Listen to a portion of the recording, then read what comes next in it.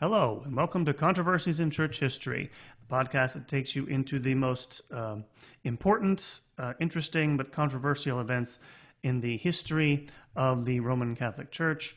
Welcome again. My name is Derek Taylor, your host for the podcast. Thank you, everyone who listens to the podcast. Really appreciate it.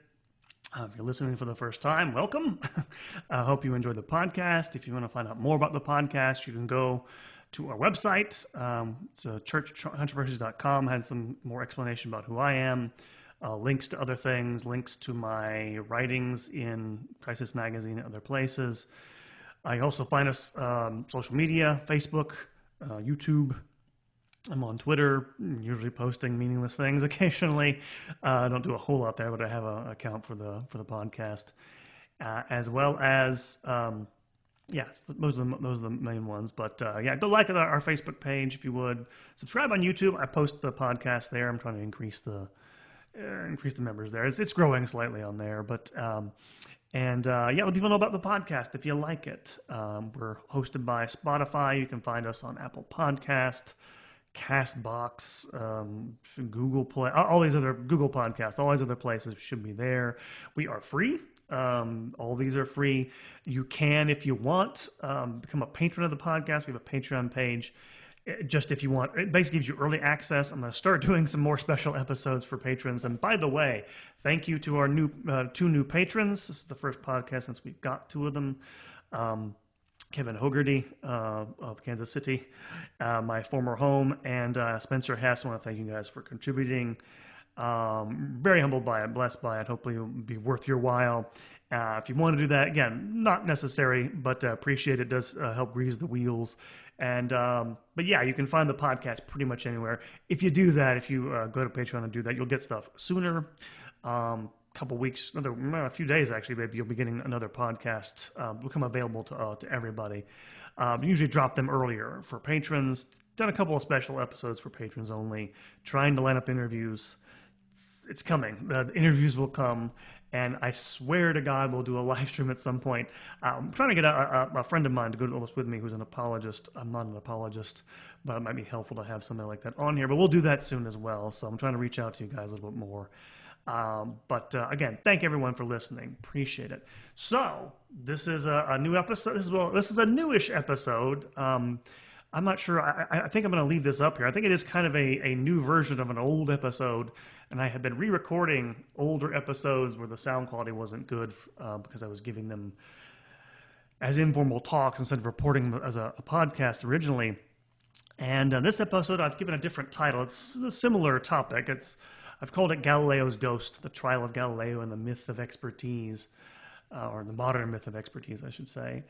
And so we're going to talk about the Galileo trial in this episode. Go through some of the stuff. If you don't know the background to this, we'll talk about what we think we're probably talking about here, which is this is the great sort of event that's often used against the Catholic Church. It's opposed to science. There's science deniers or whatever. But also something else, which I'll get to in a second. But having thanked everybody and everything, what are we talking about here? Galileo's ghost. Well, we're talking about something like this. If you recall Humanae Vitae, the encyclical issued by Pope Paul VI in 1968, which reaffirmed the Church's teaching that artificial contraception is immoral. There was, of course, a huge firestorm of controversy against this. Not everyone, a lot of people in the Church and outside wanted the Church to change its teachings. And there was a backlash, even among bishops in the world. And one of the leaders of this opposition to it was Cardinal Sunens of Belgium. Cardinal Sunens had been a progressive, one of the progressive leaders at the Second Vatican Council. He had tried to convince the Pope earlier to alter the teaching, to make exceptions for it. And when Humanae Vitae was issued, he issued a public statement in reaction to it, in which he addressed his fellow bishops. And he said this, quote, "I beg you, my brothers, let us avoid another Galileo affair. One is enough for the Church," unquote. So what was he talking about? Why would he mention the Galileo affair when regards to contraception? Well, of course, the idea is that modern science has told us that contraception is just fine. Therefore, the church changed the teaching. And he was mentioning it. Other people, by the way, before the council, people like Joseph Ratzinger were worried about that sort of thing. The church was behind the times, and if you're behind the times, you'll be seen as silly and stupid by the great and the good. And quite frankly, the church has been terrified by this type of scandal ever since. The invention of the printing press has made it possible to exploit things like this, whether these things were real scandals or imagined ones. But I'd say the biggest one in the leaders of the church's mind, as you can just hear, has been the Galileo affair. It's played an outsized role both in the church's imagination and the wider world for a long time. If you don't know, I did an episode on the church's stance on evolution a while back, and one of the things you learn in there, and I learned by doing the podcast, was the church handled the evolutionary question with really delicate hands, mainly because they were terrified of another Galileo situation. And of course, this has become the sort of myth, one of the founding myths of modernity. In some ways, it's the just so story of modernity. If you know what a just so story is, it's an unfalsifiable story or narrative that's supposed to explain something about human society or human life or cultural traits. And of course, at the time when Galileo was condemned by or forced to recant his views by the Inquisition in the 1630s, this became fodder for people like Voltaire to portray it as anti-science. Voltaire helped propagate one of the great myths about Galileo, that he'd been tortured by the Inquisition. There's no evidence he was tortured by the Inquisition, by the way. We'll get into that in a second. And of course, later on, you have, especially in the 19th century, this fed into a larger narrative about the war between science and religion. This is especially associated with anti-Catholic writers like John William Draper. He wrote a book called The Conflict Between Science and Religion, and Galileo featured, of course, in this book as one of these main things. You, of course, there's a famous legend that as Galileo, after he had been forced to recant his position that the Earth was moved around the sun, that he said, allegedly had said, and yet it moves, referring to the sun.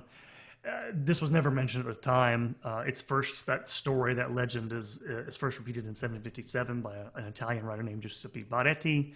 It's repeated in the 19th century by people like Giuseppe Mazzini, who was a revolutionary, who was fighting against the church. And this sort of fable has become repeated endlessly, that Galileo was the courageous truth seeker who was use contemporary terms, canceled by the church, and so this becomes a feature of modern life. And what I'm going to suggest in this version of this talk, and I've given this talk before, actually used to be a lecture of mine when I taught Western Civ courses, but I'm going to put this little bit different story here, frame this differently for you, because it is about this, and we'll talk about that, the religion versus science thing, but I'm put it in these terms. As a problem of expertise. That's the subtitle of this episode. And I'm specifically thinking of, again, you have the expertise of Galileo in science, but you have, of course, religion, right? The people he was fighting with, a lot of them were scientists, but they were also clergy. And they were also experts. They were theologians. And this is partly what the myth of modernity is supposed to tell you, right? That those people don't have expertise. Religion is unreal. There's nothing there. Listen to us. We have specialized expertise. But you're going to find there's even something more going on here. And in terms of not just religious, expertise versus scientific, if you want to put it in those terms, but between specialist expertise versus a generalist idea of expertise. And I'll explain what I mean by the end of it. I'll set that up for you so you can see this as we go forward. And how this is one of the reasons why you can make the argument the church actually had the better of things in the Galileo affair. And by the way, if that sounds shocking even to a Catholic, that's because you don't, it's kind of funny. You have scholars of this event know a lot of these things are myths. And they publish books about it all the time. There was a book published about 10 years ago called Galileo Goes to Jail and Other Myths About Religion and Science. It has no effect on the popular view of this. It doesn't affect anything. It doesn't really matter how many monographs people publish saying that, well, Galileo, and we'll talk about some of the things Galileo got wrong in this. I'm not going to dwell too much on the specific science. I'm not a scientist, but a little bit on the stuff just to make the point. But it doesn't seem to penetrate people's minds. And I'm going to try to explain why and why we should think about it very differently. And so just to begin, just the background of this is all part of what was called the scientific revolution, right? I'm not going to belabor this too much, but suffice it to say, I'm not going to belabor this, but there was science before the 17th century. Is it science the way we consider it? Probably not. It was, in fact, they didn't use that term natural science. That term wouldn't be used in the 1830s. They talked about natural philosophy, which they opposed to natural history, if this is getting all confusing. But natural history had to do with the observation and classification of plants and animals with particulars. What natural philosophy meant for them, what they thought was really, truly scientific, which gave true knowledge, was concerned with the principles of nature, right? That told you about the larger patterns of nature rather than its actual individual measurable quantities. Principles rather than facts, if you want to put it that way. So what happens, of course, with the scientific revolution is all this gets turned on its head. Science comes to mean the collection and gathering of observable, measurable data, right? This is the teaching of people like Sir Francis Bacon, the empiricist philosopher. It's picked up by actual real scientists like Robert Boyle in the 17th century in England who do experiments on the basis of this idea. And Galileo is part of this. He's one of the people who transitioned us into the modern scientific world, a shift toward experimentation conducted by a methodology. And rather than seeing nature as a whole, it's something that you sort of observe bit by bit. And this changes things profoundly because it's a more holistic conception of what nature and the natural world is in that older view of it before the 16th and 17th centuries. And it's also much more, it becomes a specialized, it's already specialist expertise, but it's a different type. And particularly with people I mentioned, Sir Francis Bacon, Robert Boyle. I'm not going to dwell on this too much. I talked about this more in the earlier edition of this, which I think I'll keep up. But in philosophical terms, people like René Descartes, right? The Cartesian philosophy, right? Which you probably know as the dualism, mind-body dualism. But he's also someone who argues for what's sometimes called the mathematical turn in philosophy, that mathematics provides the model for real knowledge. And if you break up the world into its constituent parts, follow a rigorous method, it'll give you predictive power over the external world. And this is a real crucial thing, as we're going to see. Galileo's, again, one of the pioneers of this. The only things that are real that we can say about nature have to do with these things. And this is a very different conception of it than what prevailed previously. Previously, again, a lot of this had to do when you're talking about academic natural philosophy in the Middle Ages with Aristotle, going back to these big ideas about nature. And again, a lot of people, they did some, observation and things like that in the Middle Ages. It was not, by the way, there was science in the Middle Ages as they understood it. There have been, again, books published on this recently. One was called The Light Ages. I can't remember the guy's name, but it's about how you did have scientific work done in the Middle Ages. But broadly speaking, is very different. And it'll be changed by all this. And so you have not only, the modern science wasn't just the discovery of bare facts, it's the change of understanding as a whole about what the enterprise was. And, okay, how does this get us into Galileo and the church then? Well, of course, the church was a part of everything in the Middle Ages, and what's happening in the 16th and 17th centuries is all this is kind of breaking apart.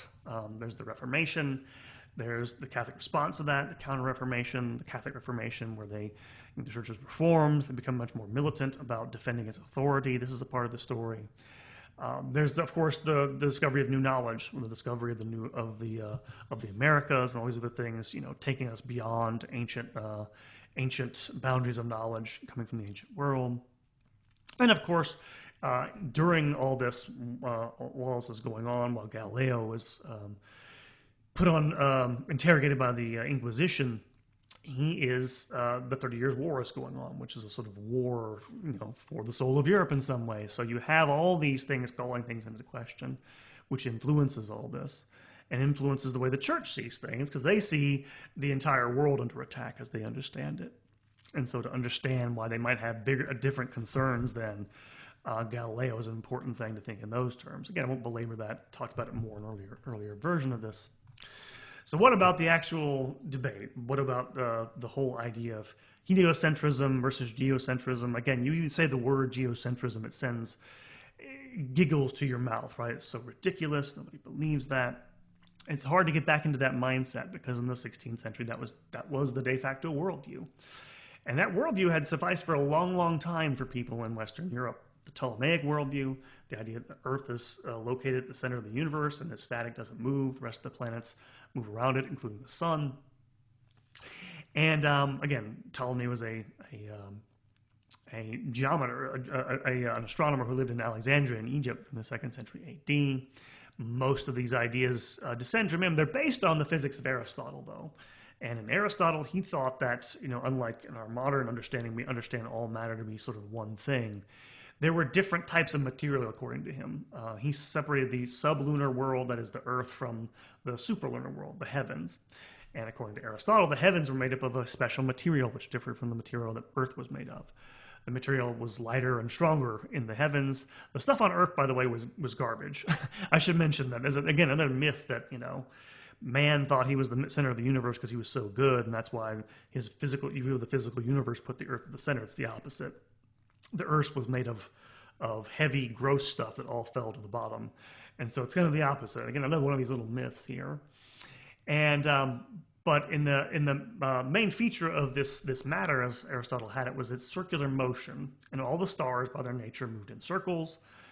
In Ptolemy's system, all the stars moved along spheres, and these spheres would revolve around the Earth. And each planet has a system of spheres along which it moves, and so you have all this spherical motion going on, and the stars have a fixed place in these spheres. The spheres of these places revolve around the Earth and complete a revolution every 24 hours. And so you have this idea, and I mentioned, by the way, why all these circular motions, they didn't observe this. They just thought it was a good model, right? It was a perfect model because the circle is perfect, right? There's no beginning and no end. It has these very value-laden ideas built into it. But it was thought to be workable, and it did work, by the way, for the measuring techniques people had, for their view of the world. It did work. For 1,400 years, up into the 16th century, all the way from the ancient Greeks to the Muslims and Christians in the Middle Ages, they used the Ptolemaic system, made adjustments to it. But by the 15th century, some problems were becoming apparent with it. One was that a lot of these astronomers, and I need to qualify this here, astronomers was not a definite definition back then. Astrologers were taken to be astronomers as well.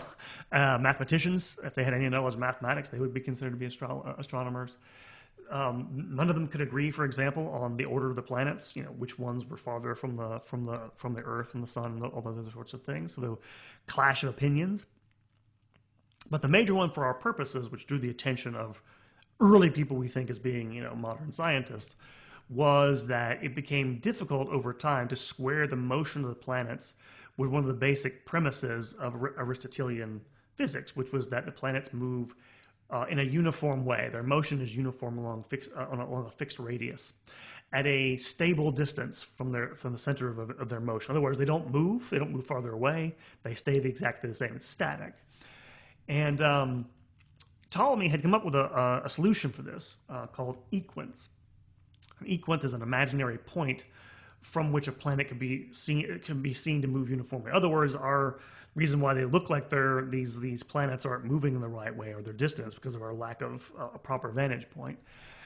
But the problem with this solved that problem to a certain degree, but it contradicted the idea of a uniform motion, however, because a planet revolving around these quote-unquote equant points would still wobble. It would not be uniform motion anymore. And so it ruined the sort of perfection of the model. And so it couldn't quite keep up with actual observation, in other words. So by the early 16th century, you begin to have people looking at this. And the first one, of course, most famously is Nicholas Copernicus, a Polish mathematician and astronomer. He's also a minor church official, as a canon of a cathedral. And he turned to the heliocentric theory to overcome these problems in the 1540s.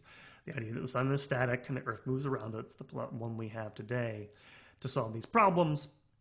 And he published his famous work on the revolution of the heavenly spheres in 1543, just before he died.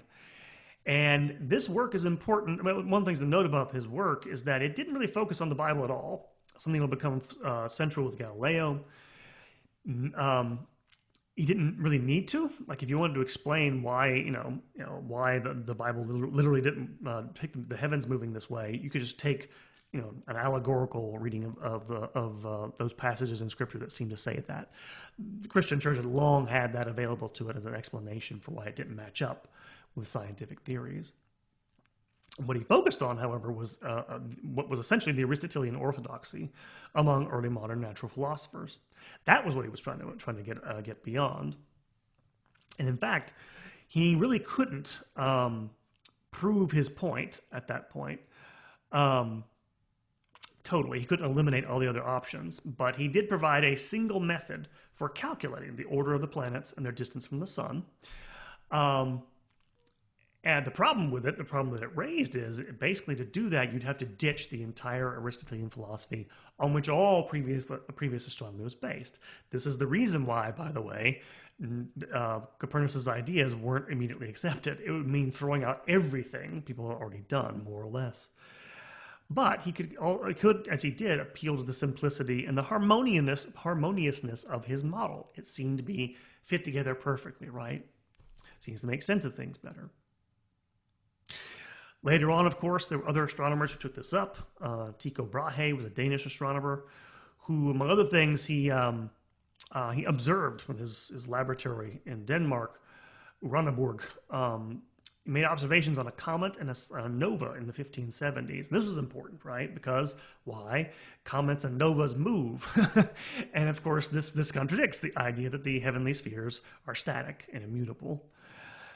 And yet, even he never abandoned Aristotle's physics totally. Instead, he didn't embrace heliocentrism. He embraced a compromise system, in which the planets orbited the sun, but the sun and the planets still orbited a stationary Earth. And this was adopted by a lot of people who weren't willing to jettison all these ideas well into the 17th century. And then finally, I'll mention him briefly before we get to Galileo. The other person who's an important part of this is Johannes Kepler, whose theory of planetary motion was one of the keys for, again, explaining, how do these planets move? Again, I'm not going to go into this too much detail. I'm not a scientist, but the basic idea was planets didn't move in circles. Again, at this point, everyone was still thinking in terms of circles. Why? Well, it seemed like a nice model. Or he came up with the idea that to explain why they how they might wobble or whatever, was they moved in elliptical orbits, not exact circles. And I should mention, I mention all this, by the way. Again, it took this long for not just people to listen to to accept this Copernican theory, because of course you had all this, all these institutions invested in the older theory because it had served so well for so long. People were just skeptical of throwing out everything in that regard. And I stress this: the biggest problem that most of these scientists faced, like Galileo, was not necessarily the church; it was Aristotelian philosophers who just wouldn't give it up. Which brings us to Galileo, end of the 16th, beginning of the 17th century. He's a Florentine. He's from Florence, Italian. He works at the University of Pisa after, in the late 1580s, early 1590s. Becomes professor of mathematics at Padua, 1592 to 1610. And he becomes an astronomer. Actually, in his early years, he's working on motion. He's trying to replace Aristotle's view of motion with his based on Archimedes, sort of Archimedean principle of motion. And for better part of his career, he still adheres, up until 1609, he still adheres to the Ptolemaic worldview. What changes his mind was his work with the telescope. He begins working with the telescope in 1609 and quickly makes discoveries, make him famous, actually. He discovers new moons around Jupiter. He manages to prove, for example, because there were debates at this point, right? They didn't know you had this idea coming from Aristotle that the heavens were made of this perfect stuff. Well, that's beginning to sort of, crumble. Okay, what are they made of up there? And so we don't know, for example, what the moon, it looks like something. And again, you can imagine we have perfect telescopes today. They didn't have, though. Even his got better as they went on. He didn't invent a telescope, but he made improvements. He eventually proves that the moon is not perfect. It has mountains on it because he made drawings from these images he saw, which displayed that they had shadows, right? So they were a certain height. So brilliant, deduction. This is why scientists love Galileo. He's an inventor. He does stuff. But it also made it clear to him that the Copernican theory was probably true. And for the rest of his life, he tends to sort of work on this, as you'll see, even to a certain degree after his condemnation. And he begins defending it publicly. And that's when he begins to attract attention. It's also when he begins to attract enemies. And enemies, again, I should stress this, he had enemies pretty much everywhere, because, again, this was the dominant orthodoxy at the time. But he also attracted attacks by clerical opponents. And this is where the religion part comes in, because a lot of these people, of course, were professors. There were, mathematicians, what do you want to call them, early modern astronomers, who worked at the Vatican. The Pope had his own astronomical, astronomers at his own court. And they didn't like the fact that he was basically saying, among other things, he was basically saying, well, he's going directly to say you couldn't take the Bible literally anymore, is one of the things they were concerned about. But they were also proponents of the Aristotelian model. And you could make the case that, a literal reading of the Bible fits in better with Aristotle. So this seemed to upset all of their ideas. It's possible, by the way, that they raised the hue and cry about, because let me be clear, in about 1613, you begin to have some of these clerics accusing Galileo of heresy. And it's possible they do this in order to defend their ideas. But it's also possible, and I'm suggesting this, they perhaps presented a layman treading on their turf, that is to say, their specialized expertise, which was theology, which Galileo had no choice but to do, to get rid of the Aristotelian theory. You kind of had to basically say this wasn't true, the literal reading, obviously, of for example, passages in the Bible where I believe Moses raises his hands and the sun stands still, stuff like that. And he defended himself in public in letters, a couple of published letters, letter to a man named Castelli, letter to the Grand Duchess Christina, and he took in the first instance, his stance on Scripture was that of St. Augustine's. You didn't need to take every passage literally, particularly when Scripture in question was more poetic. That Scripture was not a book of instructions or history. This was standard. This was something that goes back a long way. So he's more rooted in a traditional mindset there. People have made those arguments. And by the way, if you're wondering why people are taking more literally, because again, Copernicus didn't bank on a literal interpretation of the Bible at this in 1543. What's changed? Well, a couple of things have changed. The Inquisition was established in 1542, the Roman Inquisition, and of course, you've had the Counter-Reformation. People are a lot more aware of challenges to the Church's authority, and they want to cut that stuff off. It probably made them a lot more defensive. Particularly, of course, that's one of the charges of Protestants, the Catholics don't believe in the Bible. So all this seems to sort of, be suspicious to some people, I guess, because especially if they're clerics. But moreover, in his published letters, he also argues that all the passages on the physical world in the Bible have to be determined first, their meaning, by natural philosophers. In other words, we can't go to a theologian first. We have to go to a natural philosopher. That's his domain. And moreover, the Bible doesn't tell us anything about scientific truth. It's only about faith and morals. What he's basically saying is that, in effect, his area of specialized expertise should prevail in matters about the natural world. Faith has nothing to teach us about the natural world.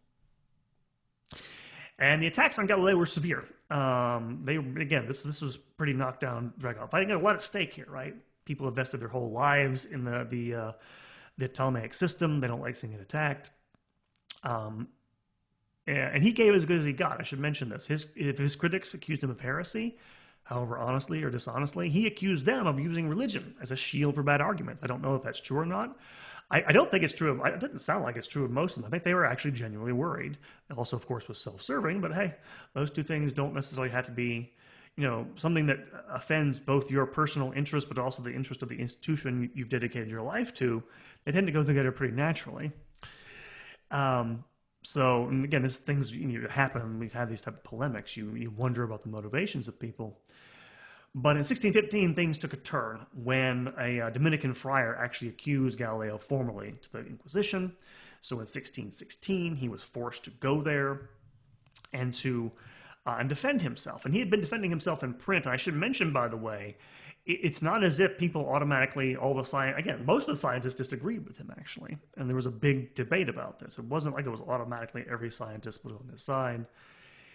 And he went there. He was there was a meeting of the Inquisition held at the home of his friend, actually, Cardinal Robert Bellarmine, Saint Robert Bellarmine.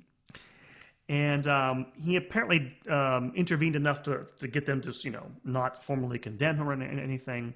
But they still issued an injunction in 1616, which basically forbade him to, I don't have it in my notes here, to hold and defend the idea that the earth moves and the sun remains still.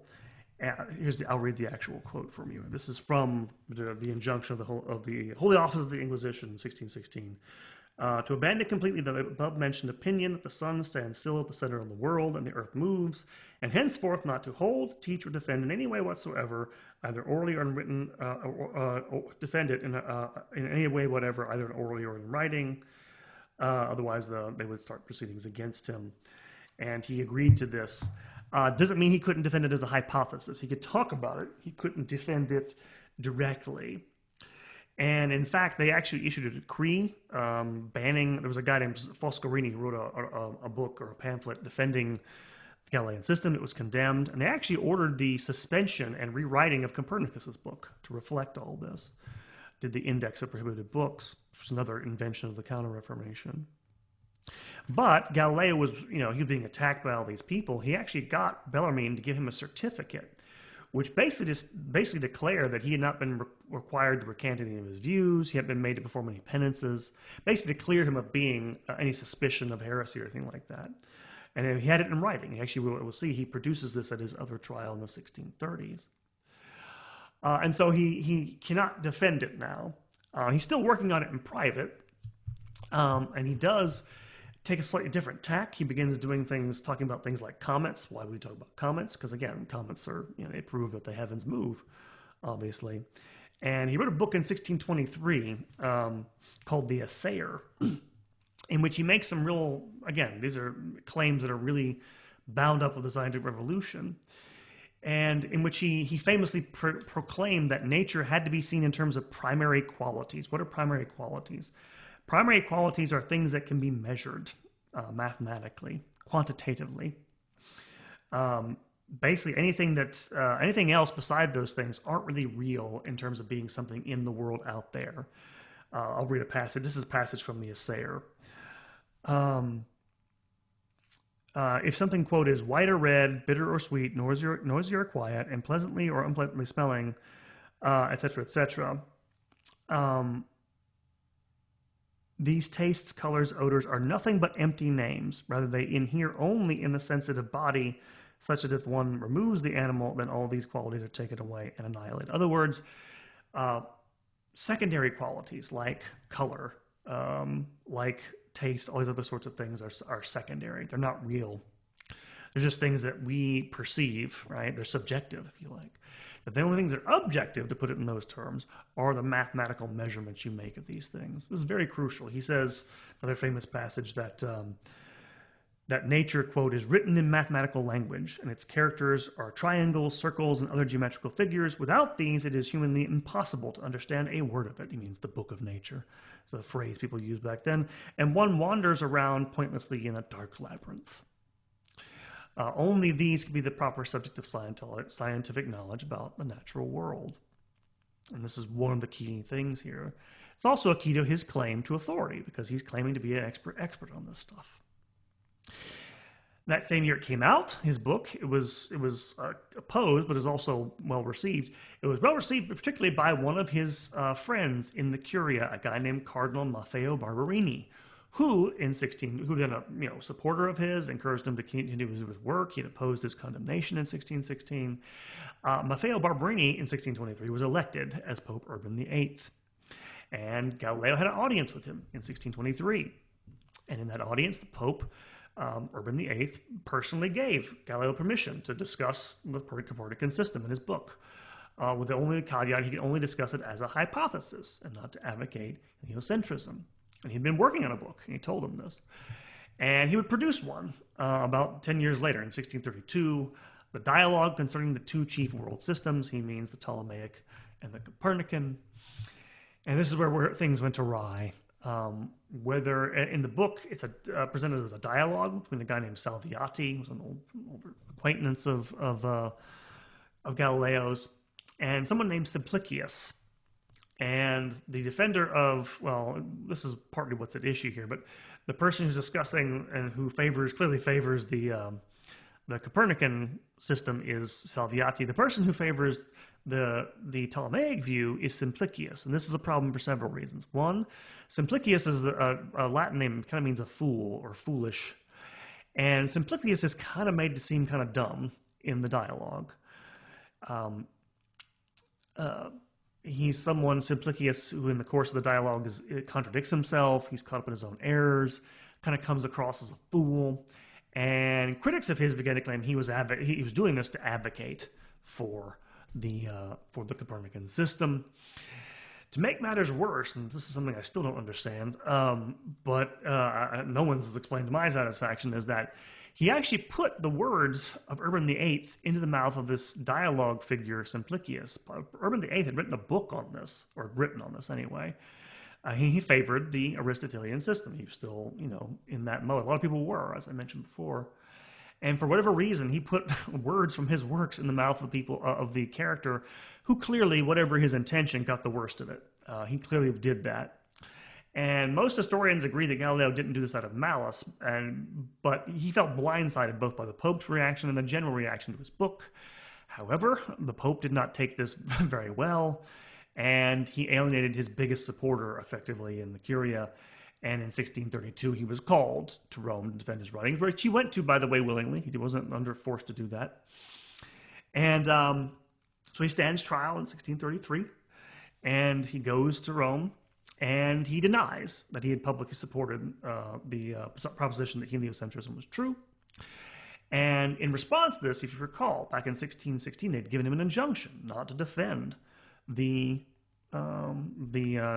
thesis, hold it as true, against him. He brought up a certificate, that certificate from Bellarmine, which totally flummoxed his inquisitors. They actually had to stop for 3 weeks to figure out what to do next. When it resumed, he insisted that he was surprised at the reaction to the book. He denied intending to give the impression that he favored the Earth's motion. And he claimed that he was sorry and was ready to make amends for it. And the court accepted this, the inquisitorial court. But they were still suspicious of the denial. This is one of the main charges against him, by the way, that he had published this book maliciously. He had meant to ridicule people. And then they subjected him to a quote-unquote rigorous examination. And I mention this because I should stop here for a moment. When talking about the Inquisition, you probably have no idea what this is. The Inquisition is a court. It's a legal body in the Catholic Church to determine charges of heresy. It has its own specialized procedures. It's an area of specialized expertise, in other words, is part of this story here.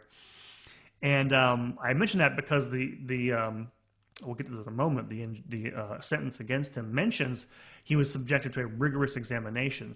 That's a code, and it's a code for the idea that they interrogated him under the threat of torture. There are words for this, in the 17th century. And if you're wondering about the use of torture in investigations, it was common in Italy, not just in the church, but in 17th century law courts, civil law courts. Why? To try to gauge people's actual intents. Apparently, what happened was under interrogation, he basically said he would rather be tortured than admit to malice. He was like in his 60s at this point, and so by all accounts, by the way, they were satisfied with that. And we have no evidence he was actually touched. And so this is probably, by the way, where the rumor that he was tortured comes from. And it seemed like he was, at least apparently to Galileo, he was going to get off fairly leniently, but he didn't, for reasons that are hard to figure out. But The sentence of the Inquisition basically declared him guilty of what's called vehement suspicion of heresy. Again, this is a technical phrase. It's basically less than actual heresy. Formal heresy would be the more serious charge. It's a lesser charge, but it means we suspect you. We couldn't prove it effectively. We think you probably did this. In other words, they still didn't totally buy his. They actually did say he answered manfully like a Catholic when he said he wasn't malicious. But they didn't buy. For example, he'd said he'd forgotten about the injunction in 1616 that he originally given him. They didn't buy that. And that, hence, I think it's probably the reason why they felt like he was not being totally honest with them. And so Galileo was required to recant his heliocentric ideas. He declared before them, he had this written in writing, that the heliocentric system was, the idea that the sun is stationary was false and contrary to Holy Scripture. And basically they said that they could not hold, this is what I'll read the actual passage here, because we have this in front of me. The decree of 1633, so you can hear the verbiage and how this is expressed. One moment. Yeah. One second. It was on this page, yeah. We pronounce, sentence, and declare that you, the above-mentioned Galileo, because of the things deduced in the trial and confessed by you as above, have rendered yourself, according to this holy office, vehemently suspected of heresy, namely of having held and believed a doctrine which is false and contrary to the divine and holy Scriptures, that the sun is the center of the world and does not move from east to west. I won't go through all that. Yeah, and we are willing to absolve you from them, provided that first, with a sincere heart and unfeigned faith in front of us, you abjure, curse, and detest the above-mentioned errors and heresies, etc., etc. Yeah, and so they declared this basically, you could not hold this as true because it was contrary to Holy Scripture. And that's the sentence of the Inquisition. Now, as to what happens to him, we'll talk about this more in a moment, their actual finding. He was ordered to be imprisoned. Basically, he was later commuted to house arrest.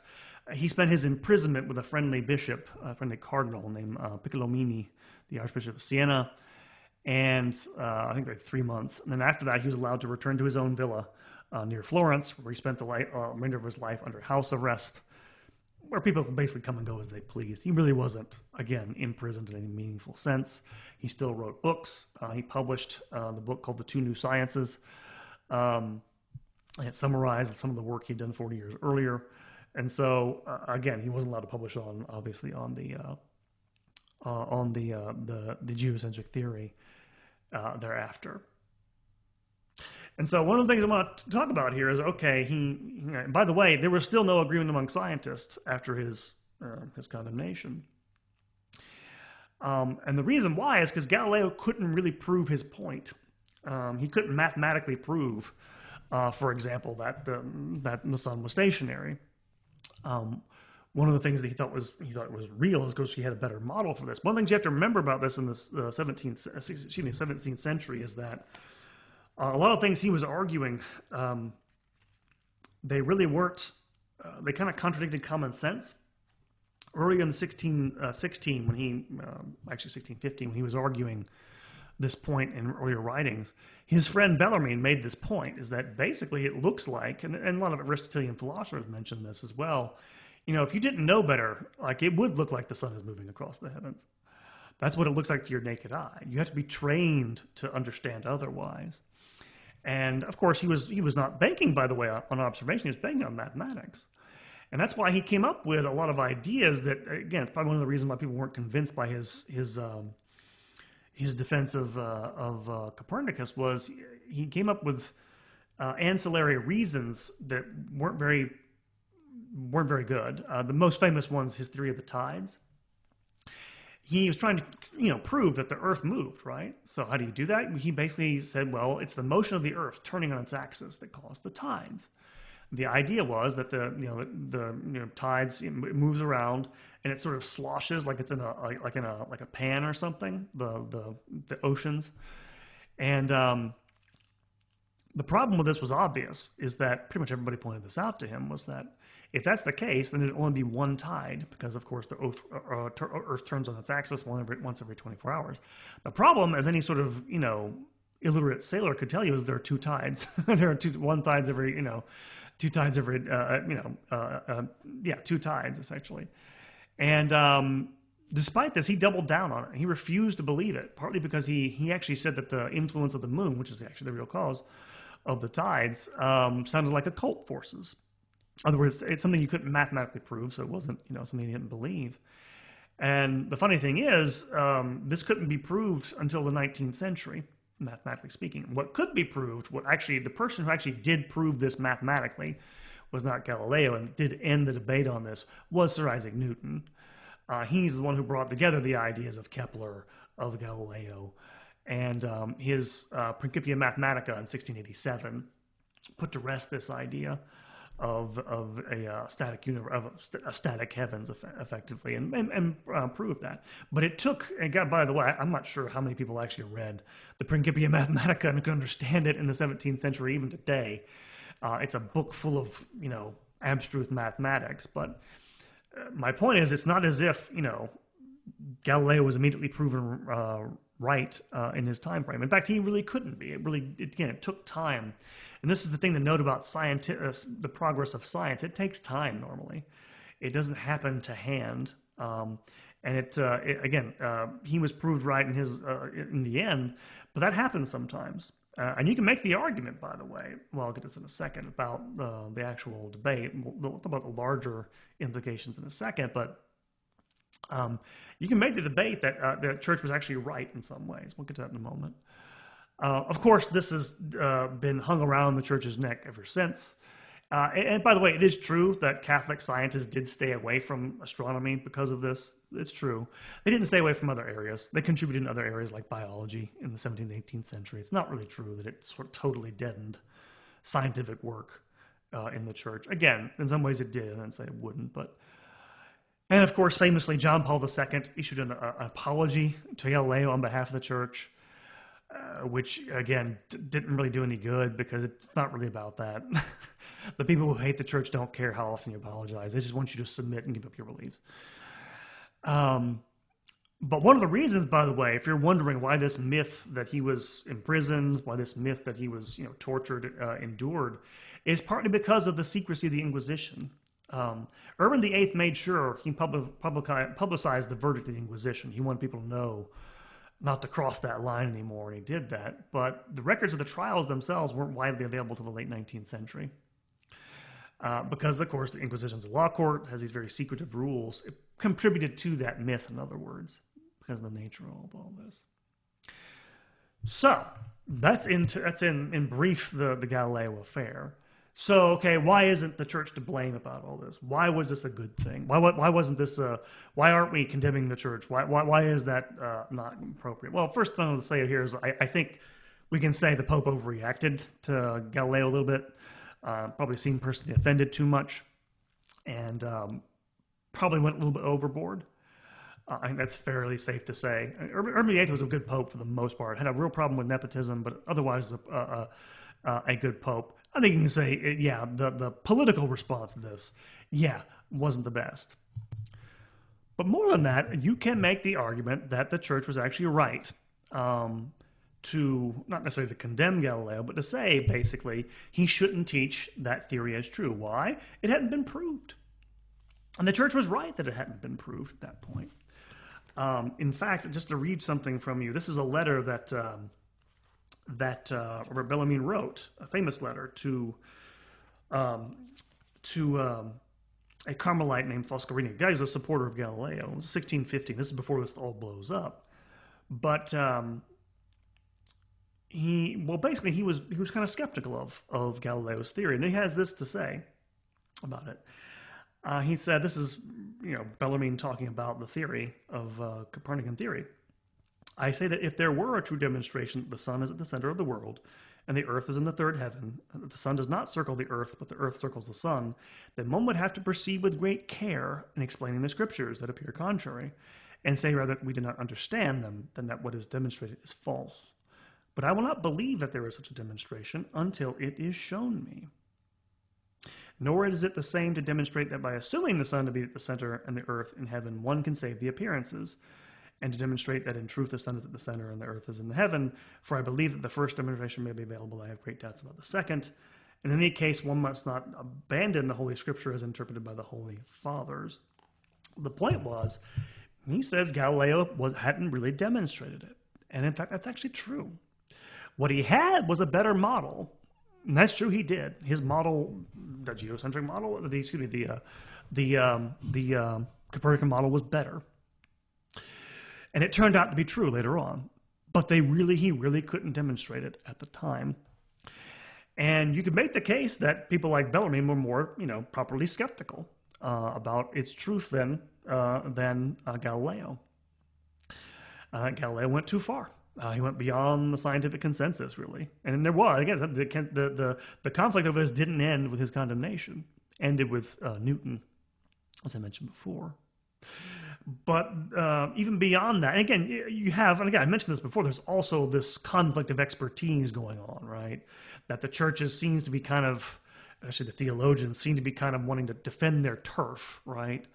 But there's also something bigger going on here, and I refer to, and if you have read this already, I don't know how big of a surprise this is to you, but I'm influenced by this, on this topic by the late Austrian philosopher, Paul Feyerabend.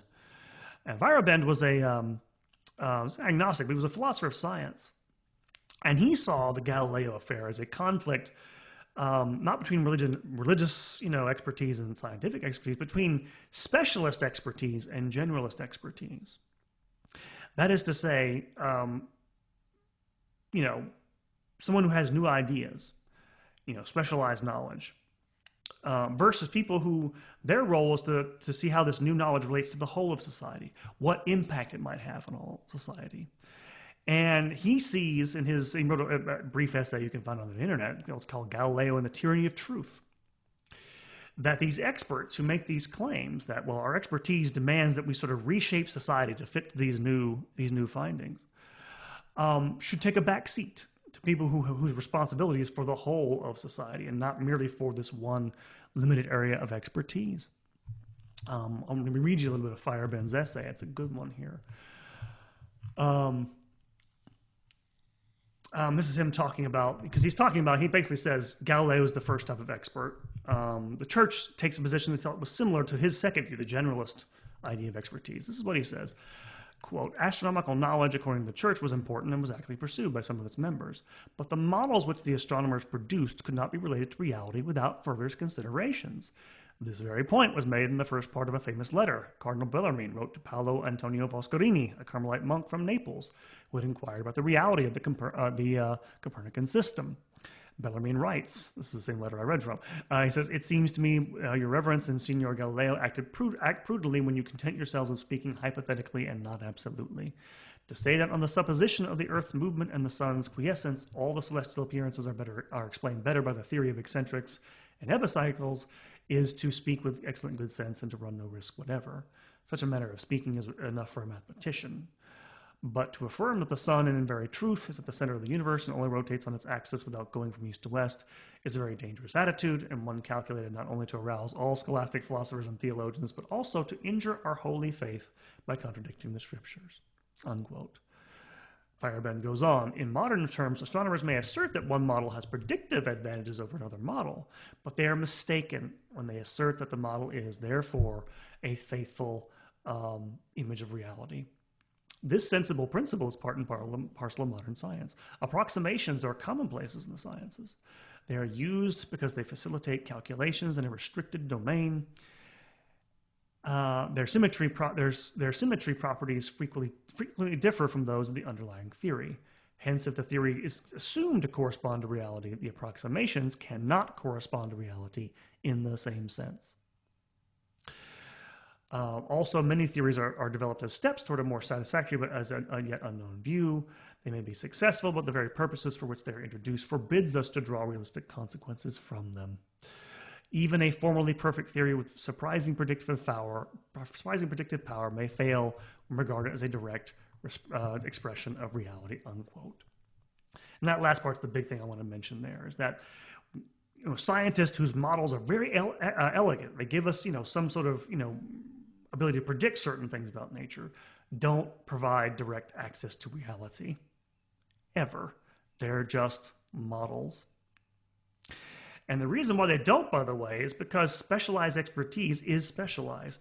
Their expertise comes from focus on one very narrow part of the world. That would be mathematics, right? To give you what I'm saying here is that basically modern science gives us really, really accurate knowledge about one very limited aspect of the physical world. Doesn't tell us anything else. The philosopher Bertrand Russell wrote a book called The Outline of Philosophy, and he put it this way, unquote, quoting him. Physics is mathematical, not because we know so much about the physical world, because we know so little. It is only its mathematical properties that we can discover. For the rest, our knowledge is negative, unquote. Its competence is limited by the nature of its frame of reference, because of the narrowness of its scope. Why am I mentioning all this? Because one way you could see the church as being, it's usually seen as a condemning progress and all this stuff. Another way you could see it is the way that Feyerabend saw it. That it was, and Bellarmine's the church at its best. Again, I'm not saying Urban VIII reacted the best way, he didn't, or Galileo's critics were all selfless, they weren't. But Bellarmine's caution and skepticism could be seen as more properly responsible way to approach things like scientific truth. Because and this is the big point here, is that we have to be responsible how new knowledge affects all of society. Now, you may say, well, that's ridiculous, this stuff is true. And by the way, I'm all for that. I think you should think of truth first. But you do have to see how it relates to the whole of things. And I'll give you a modern parallel, I'll give you two, actually. Before you rush to judgment because of the latest findings of some sort of scientist or something.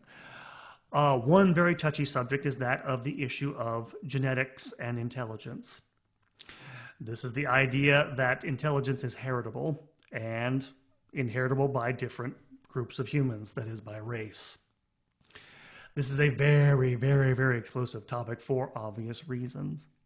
And as far as I'm aware of it, most of the actual work on this tends in the direction that, it is heritable, and it is distributed differently by race. And of course, the response to this should not be, okay, automatically, I guess that proves everybody's an idiot or something, or races are now worth less because they're less intelligent. The response to that is, okay, this is only one measure, one genetic measure of a human being. Not only that there are other measures, but it doesn't measure the whole of the human person. A person is not a pure intelligence. He is not his pure reasoning skills. But I think our obsession with a certain type of expert knowledge has led us to believe that. The idea of an expert says something, they can sort of, the idea that this is the myth I'm talking about, by the way, in the title of my episode. The myth of modern expertise is there's an expert out there who can solve all our problems. Once he finds the right formula, we're all going to go to heaven or something. Or we're all going to do this, or we're all going to do that. It's going to solve everything, right? And what's problematic about this is that, of course, we have seen in the last couple of years what happens when experts go beyond their expertise to try to impose their ideas on the rest of society on the basis of that. And yes, I am referring to the pandemic. That is example A of, and I've seen this, by the way, I'm not just criticizing scientists here or medical personnel. I see this in every walk of life. Somebody gets some expert knowledge, they think that they have the right to opine on everything, even though they have no idea what they're talking about. And so this sort of idea of especially specialist expertise run amok. And this is the other thing I'm mentioning here. Somebody has to have a concern for the whole, which nobody seems to do anymore. We don't live in a Catholic society anymore, and the church has certainly given up this. I actually wrote an article about this in Crisis Magazine, how church leaders and theologians seem to chop up the church's faith into those little itty bits that they like, that seem to be, to fit with the findings of modern specialists in psychology and sociology, and make it fit that stuff, which I think is a betrayal of the faith. And of course, church leaders want to sound intelligent, and they're terrified of being made to look bad in the eyes of the secular world.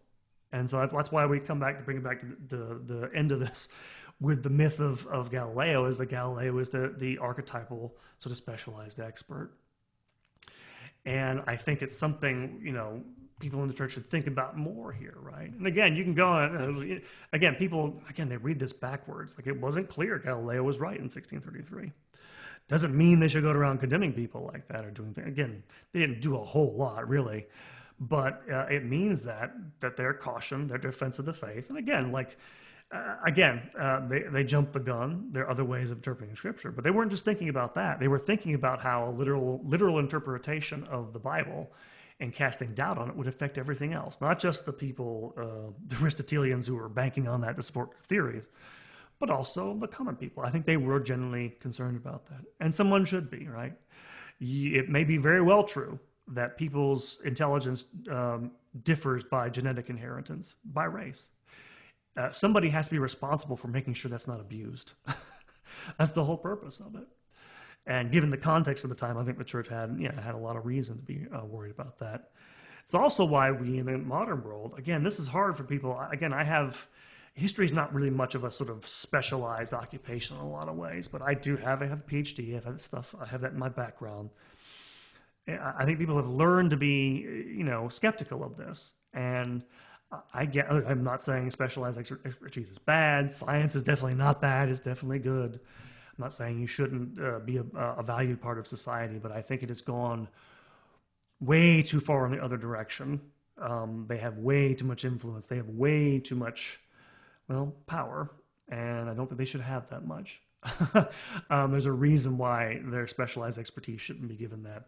And it should be something, again, a democratic society, in theory at least, everyone should have some input on and not be allowed to have society or the church imposed on just because some expert says so.